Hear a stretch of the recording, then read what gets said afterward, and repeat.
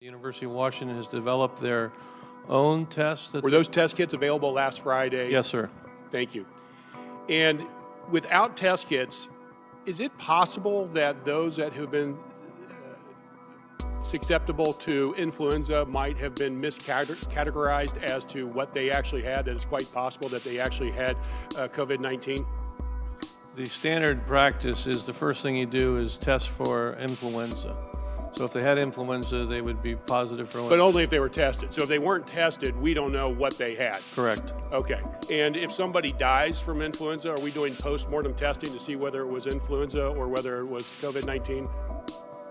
There is a surveillance system of death from pneumonia that the CDC has. It's not in every city, every state, every hospital. So we could have people in the United States dying for what appears to be influenza when in fact it could be the coronavirus or COVID-19. Some cases have been actually diagnosed that way in the United States today. Thank you.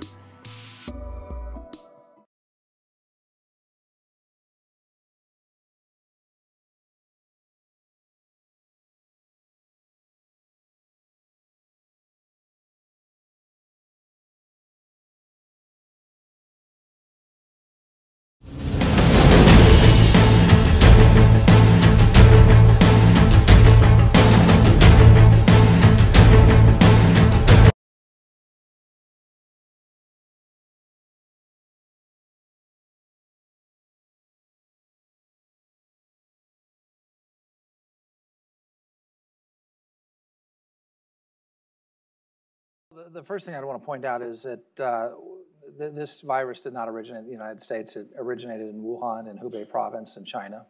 It originated some time ago. Unfortunately, rather than using best practices, this outbreak in Wuhan was covered up.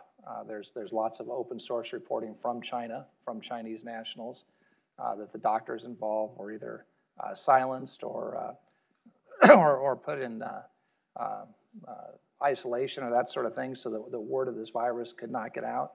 It probably cost the world community 2 months to respond. You know, look, it's the way that this started out in China, the way it was handled from the outset was not right. It should have been handled differently.